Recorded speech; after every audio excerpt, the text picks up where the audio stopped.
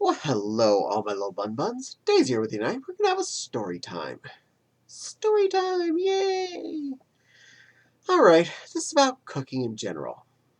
So it's kind of a thought, it's kind of story time, but we'll file under story time just to be consistent. I love to cook. I've loved to cook since I was pretty darn little, and I find that a big part of my life.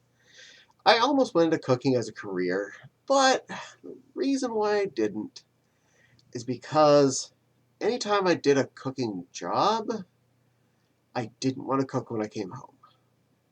And I did not want to ruin my fun of cooking by it being work.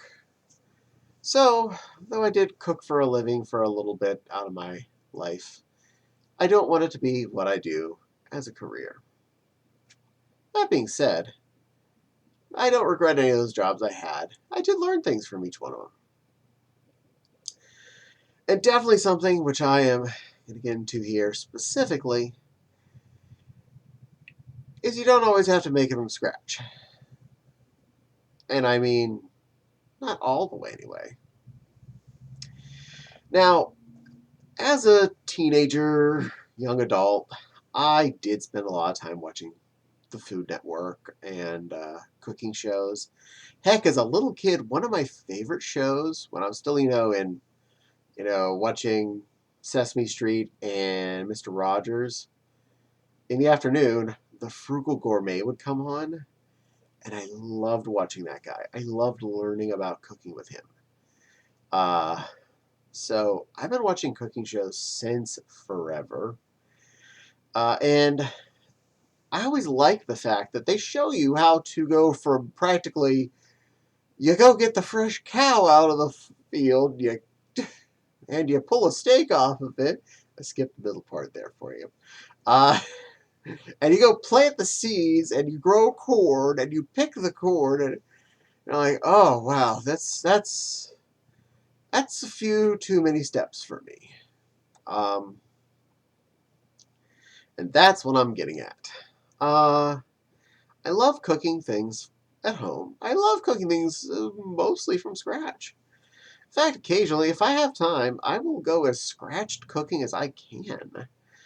But Tuesday's not the day you want to go and have a 6 hour long ordeal to make dinner. You worked that day. You worked 8 hours. You don't have 6 free hours to also cook dinner. So, what are you going to do? What are you going to do? Well, for one thing, you don't try and make a 6 hour dish on a weekday night, period. That's not good planning. Unless you don't have a job, that's bad planning. What you can do, though, is either partially pre-cook things yourself on the weekends, or make part of your work already done for you. Oh, cheating. Did that kid did Daisy say you were supposed to cheat and not cook everything from scratch on home cooking? Yes, I did. Uh Wholeheartedly. In fact, I'm going to go to some of the things that a lot of the TV cookie people flat out say don't do. All right, say you're making soup. Good on you. And you want to put in some sliced mushrooms. Awesome. Now, you don't own an egg slicer and you don't feel like sitting down and slicing up a whole half pound of mushrooms. Buy them pre-sliced. Put them right in. If they're in a soup, no one's going to notice. And if it's just for you and you really feel lazy, put the canned ones in. They're shelf stable. I always have these on hand. Uh, I if I'm out of canned mushrooms, I'm probably going to the store in the next couple days to buy more. So yes, cheat whenever you can and use things that are shelfable, especially on a midweek meal and you don't have time to go to the store. Uh, Again, anything those mushrooms could have been in, you have some time and just went to the store, sliced is fine. Just get the sliced ones. If you're putting them on a stick, you just want to Put them in some butter and garlic, maybe a little Worcestershire for a flavor boost. Put those sliced ones right in the pan. Again, they're cooked. Almost no one's going to know the difference between the pre-sliced and the ones you slice.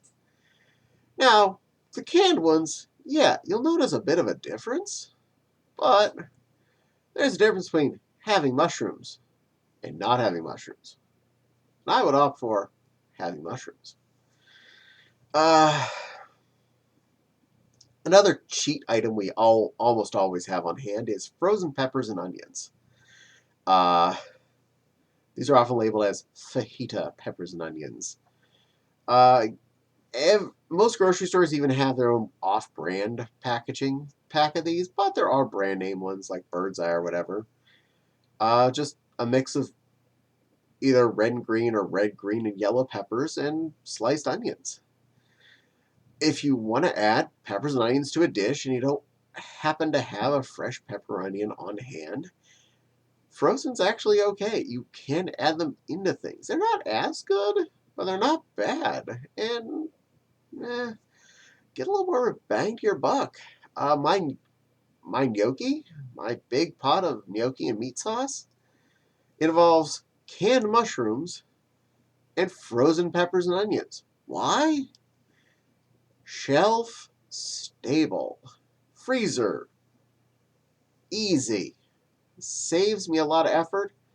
And because they're just an ingredient in a bigger thing, I don't feel guilty. Another thing with that, you can start with the jarred spaghetti sauce and amp it up a little bit without too much effort to be a lot more tasty. Some things I actually recommend. A little bit of Worcestershire sauce. You may not notice this till you actually put it in there. It adds a good kick of flavor and really accentuates everything that's going on in there. Gives it more of a meaty texture. That secret umami flavor everyone seeks. And lean parents is not that expensive. So a couple quick dashes of Worcestershire in your pan of spaghetti sauce. You have added a layer of flavor that you weren't looking for and you didn't know you're missing.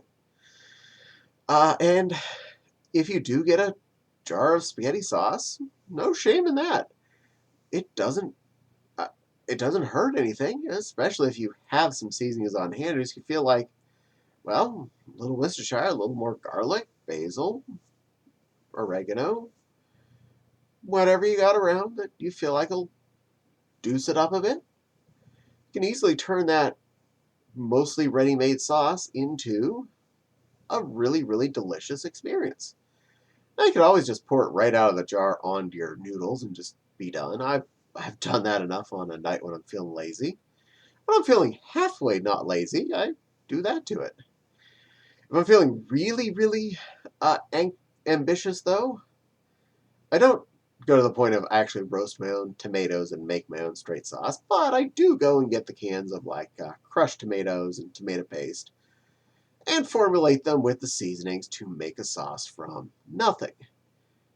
I don't expect you to do this every night, but this may be that night when it's a Thursday and you have a little free time and you feel like zishing it up a bit more. Go with cans and add the seasoning. Have a little bit more fun. Chili. Oh my. This is one of the first recipes I learned how to make. And I have gone so many directions with chili. Um, I've gone to multi kinds of stew meat instead of ground beef. Gone ground beef, ground turkey, blend of both, maybe lamb in there, maybe turkey, maybe even some pork. Depends on what I find in the store at a good price and what I'm kind of in the mood for at the moment. Now, feeling fancy and I have hours to work and I pre-planned, I started the night before. Well, yeah, I'm going to take the bag of dried 15 bean soup, soak that overnight, and use that as my beans. But this, even with that soaking process overnight, still is hours long cooking. If I don't have the time to come down and babysit while I'm at work, that's not such a good setup. Something rumbled. It's a heater. Nope, plane. Okay. That was Kind of weird. Uh, but that doesn't mean you can't have chili if you didn't have all night to deal with this, or 6 hours of today to at least half-arsedly babysit your chili. You can easily use basic ground meat of some kind, or a blend of two.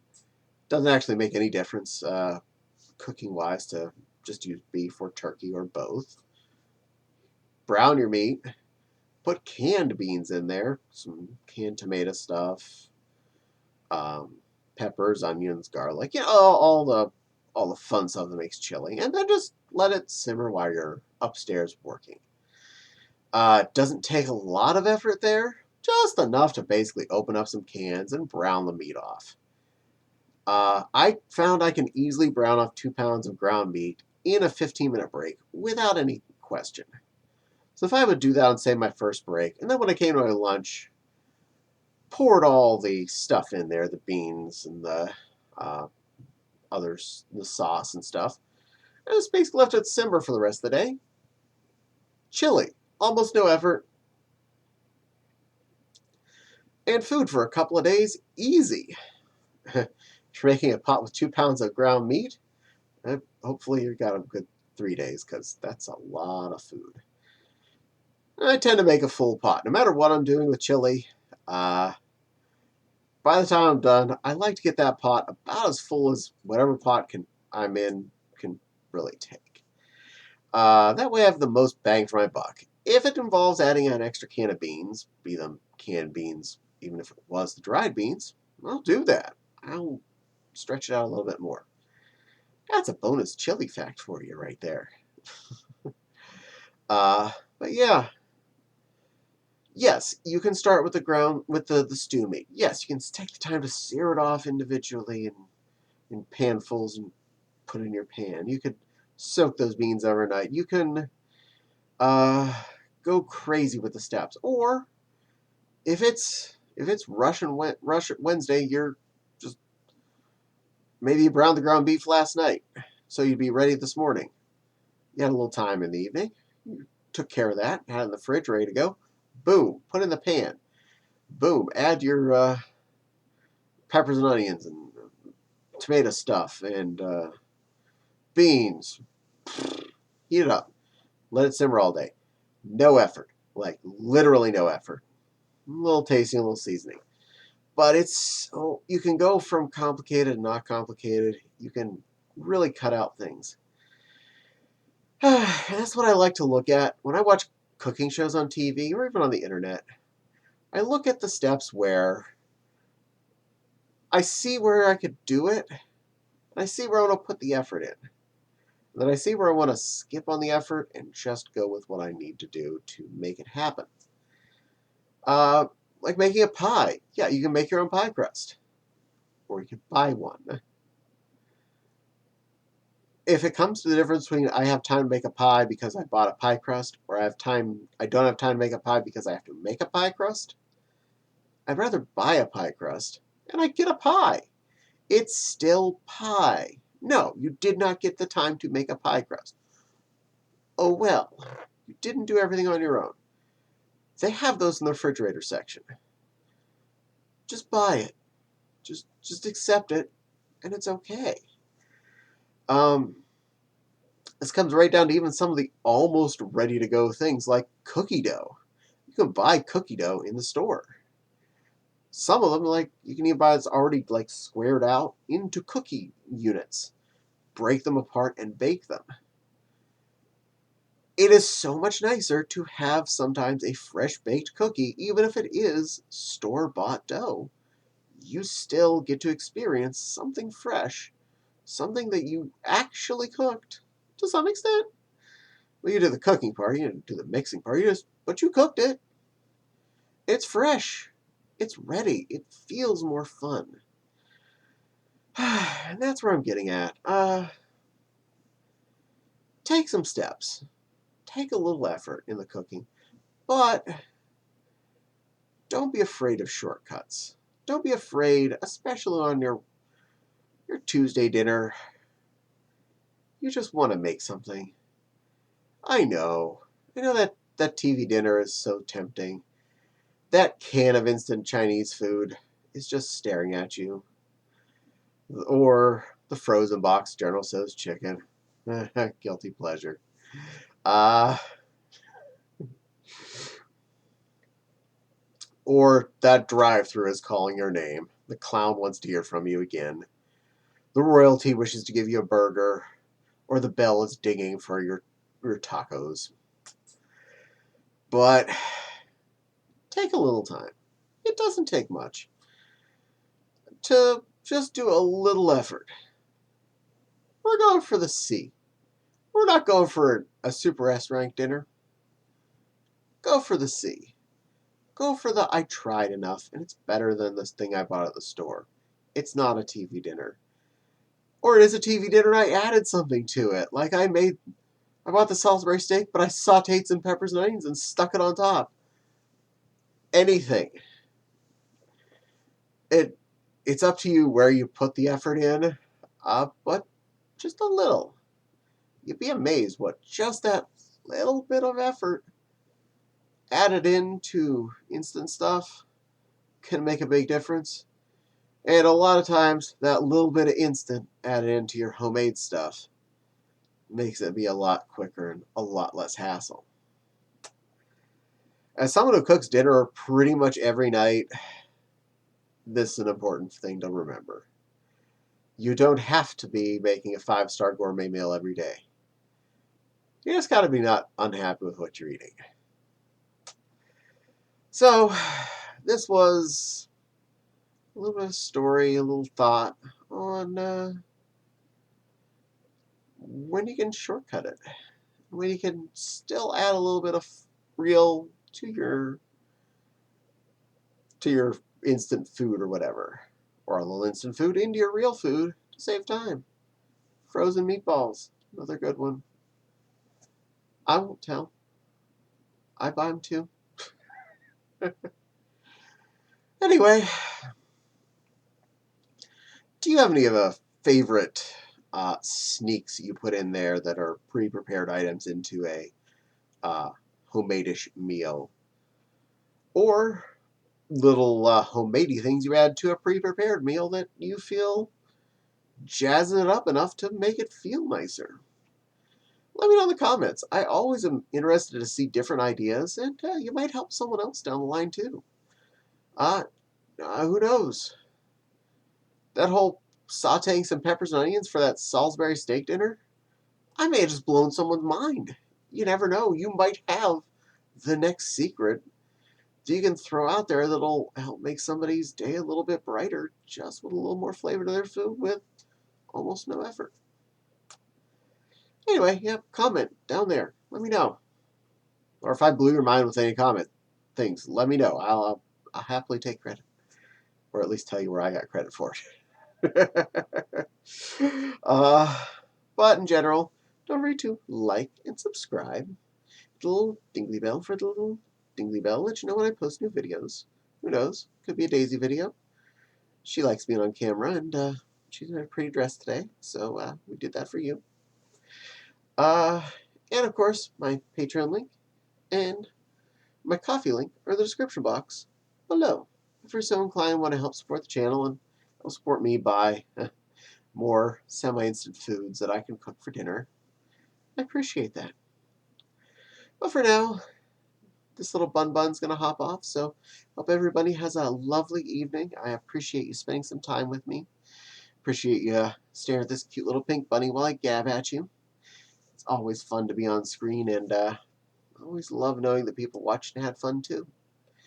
But for now, this bunny's going to go do stuff. Probably cook dinner for the vixen. Semi-instant style. And I will see you all on a future video. Mwah! Keep fluffy and keep well fed, all my little buns.